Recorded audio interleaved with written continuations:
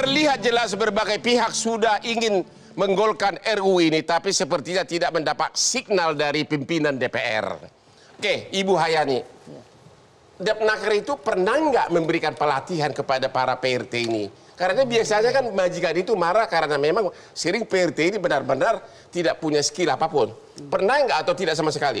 Ya, kalau untuk kemajikan itu belum. Pelatihan PRT-nya maksudnya? PRT-nya? Ya, tidak, bukan pelatihan PRT-nya. Tidak pernah? Dibuka akses sekarang, balai latihan kerja yang dibuat ataupun didirikan oleh Kemnaker, bahkan sekarang sudah balai latihan kerja yang umum, bahkan ada komunitas. Dibuka maksudnya ini gimana? Diberikan kesempatan untuk siapa saja. Untuk siapa saja? Tapi untuk pelatihan khusus kepada PRT belum pernah. Secara khusus karena memang PRT bukan pekerja. Ya, jadi bukan di bawah wewenang Depnaker. Iya, jadi ibu ingin menggolkan agar di bawah Depnaker. Oh, jelas. Oke, Pak Cecep. Saran apa terakhir ini untuk kejadian yang dialami oleh ponakan saudara? Ya, harapannya mungkin pelaku ini mendapatkan pertanggungjawabannya di depan hukum yang setimpal, dan harapannya mudah-mudahan si pelaku ini cepat jadi tersangka dan bisa diproses. Anda sebagai keluarga dari korban sudah memohon nggak kepada Polda agar segera ditetapkan tersangka dan ditahan majikan pelakunya oleh unit PPA ya? Sudah Bang Hotman. Bahkan dari Polda ini sangat cepat untuk proses ini, sangat cepat dan transparan juga, karena kemarin juga dari Polda dia jemput bola ke sini, ke rumah korban untuk BAP orang-orang terkait gitu. Alhamdulillah berkat bantuan dari semua pihak dan Ibu Lita juga ini, terima kasih banyak Bu Lita. Terima kasih. Ya, oke. Sekarang saya tanya Pak Willy. Jadi apa solusi terakhir agar kekerasan ini tidak terjadi dan apa yang harus dilakukan agar RUU ini cepat gol? Perlu ganti pimpinan DPR? Ya nanti pas pemilu Bang, semoga Nasdem menang dan. Tapi Anda mengatakan pimpinan DPR lah yang menghambat RUU PRT ini. Ya. Jadi, benar iya? Benar, exactly. Karena pimpinan DPR yang menghambat RUU PRT untuk diparipurnakan sebagai hak inisiatif DPR. Oke. Jadi itu standpoint yang paling penting. Kenapa? Jangan kemudian sampai seperti RUU TPKS. Ya. Presiden dulu statement. Ini kan sudah bagus nih Bang. Kemenaker yang selama ini ditakutkan oleh pimpinan, ini mau nggak Kemenakernya? Ini kan sudah dikonfirmasi. Ya. Bu Ida berulang kali juga mengatakan hal yang sama. Bahkan Istana sendiri melalui KSP sudah membuat gugus tugas. Ini pertanyaan kita apo dan mengapo ini. Ya, gimana? Apa dan mengapo? Dari KSP Bukan dari Istana. KSP-nya Bang, dari apa dan pimpinan mengapo? DPR Kenapa nggak gagal? Kenapa masih belum? Saya rasa ada dua hal, Bang. Ya. Pertama, silang sengkarut diskusi kita apakah nanti kocek uang ini bertentangan dengan gotong royong dan lain-lain, itu nanti akan bisa dibicarakan ketika draft itu udah surpres di pemerintah, Bang.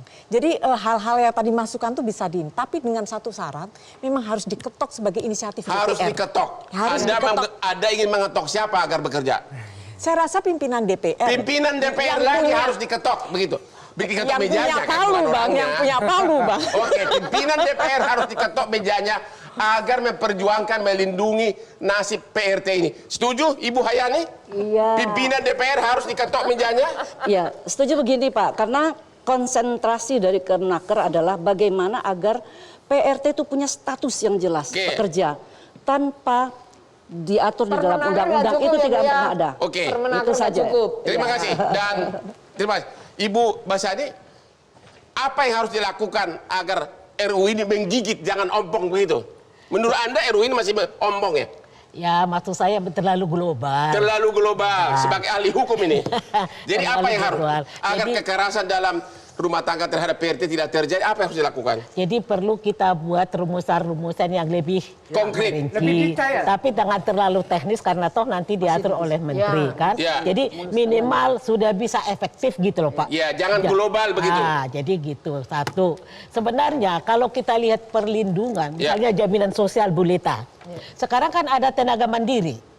Sudah di-cover oleh BPJS ketenagakerjaan, yaitu jaminan kesehatan, Bu, saya dari boleh ya? kesehatan, kecelakaan kerja dan kematian. Di RUU ini saya lihat itu kalau kesehatan ditanggung oleh pemerintah penerima iuran, sedangkan JKM ditanggung berdua. Makanya tambah kocek juga kalau tadi Bapak katakan tidak tambah uang dari pemberi kerja, kalau di undang-undang ada. Karena untuk iuran Tapi itu nggak JKK dan seberapa, JKM nggak seberapa. di sini di draft pas saya baca ditanggung berdua, ya kan? Setuju minimal nggak? dua. Setuju nggak Ibu bahwa di draft RUU ini gaji minimum PRT harus ada?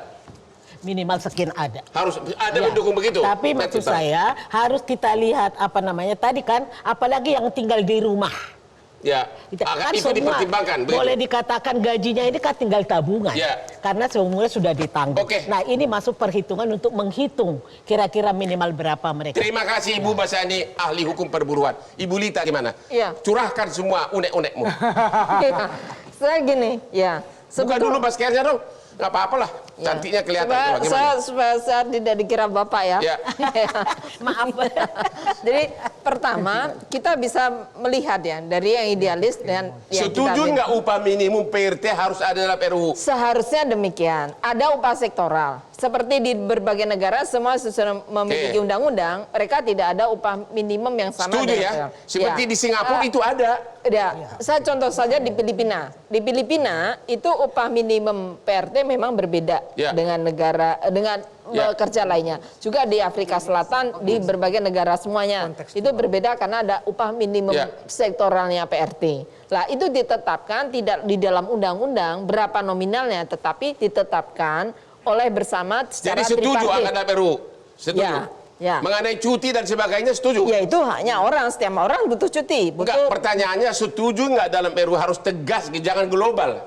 Ya itu tumbuh kembang saya bilang. Untuk sekarang kan kita nggak bisa langsung ideal. Oke. Di beberapa negara lain juga itu ada revisi dari yang mulainya tidak ideal, kesepakatan berkembang kemudian menjadi ada perbaikan-perbaikan. Seperti di Filipina itu dari tahun 2012, kemudian diperbaiki tahun lalu. Ya, jadi tapi semuanya ketika PRT ini tidak bisa mendapatkan upah minimum, kan upahnya PRT yang sekarang ini 20-30% Ya. dari UMR. Tapi negara hadir memberikan satu jaminan sosial kesehatan gratis, kemudian jam sostek dengan pekerja, oleh pemberi kerja, dan kita mintanya semua 36.800. Itu apa artinya sih Bang? Secangkir kopi. Yang kedua, bantuan sosial. PRT ini selama masa normal dan pandemi, dari catatan kami, terhadap 668 PRT yang kami survei di 7 kota, 82% tidak mendapatkan jaminan sosial, baik itu kesehatan, ya, kemudian Jadi intinya dalam berbagai sektor benar-benar parah tidak ada perlindungan. Apalagi pas pandemi, dia tidak mendapatkan. Jadi apa bagian yang harus apapun. dilakukan agar RUU ini gol? Ya diketok dulu sebagai Yang diketok organisasi. siapa? Ya pimpinan DPR mengetok di dalam rapat paripurna Anda sebagai menyalahkan eksekutif. pimpinan DPR yang Saya tidak menyalahkan, saya mendesak. Anda harus berani dong. Siapa yang salah sehingga ini terlambat? Ya, Pimpinan pimpinan DPR? DPR jelas. Siapa? Karena menghambat. Siapa? Ya pimpinan DPR 5 orang itu kan. 5 orang itu menghambat. Jadi Merek Anda partainya sama. sebagai aktivis PRT mengatakan RUU ini mangkrak begitu karena sikap dari pimpinan Ya, itu DPR. kan menunjukkan biasnya, bias kelasnya, bias gendernya, bias feodalismenya. Nah, ya semua yang saya sampaikan di situ. Dan itu artinya jadinya Jadi itu menjadi perjuangan kamu masih panjang. Perpanjangan perbudakan. Perjuangan kamu masih panjang. Ya, kalau tetap menahan artinya mendudukkan perpanjangan praktek perbudakan. Siapa yang memperpanjang praktik perbudakan? Ya jelas pimpinan DPR. Waduh, berani banget sih Ibu ini. Kita akhiri diskusi kita malam ini. Terima kasih kepada semua narasumber yang jago-jago, termasuk juga kepada Pak Ceceng.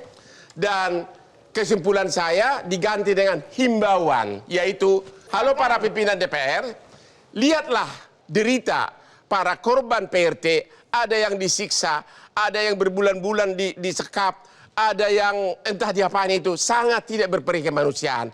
Itulah, tolong Anda renungkan itu di waktu malam, agar hati Anda pimpinan DPR yang 5 orang terketuk hatinya untuk segera mensahkan RUU PRT ini. DPR tidak bisa bekerja tanpa PRT. Oke, DPR tidak bisa bekerja tanpa PRT, kata Ibu Lita. Ya benar juga kan? sih. Oke. Abang tidak bisa bekerja Demikian tanpa PRT. akhir dari diskusi kita malam ini. Jangan lupa menonton Hot Room di Metro TV tiap hari Rabu jam 10 malam. Hanya yang hot-hot.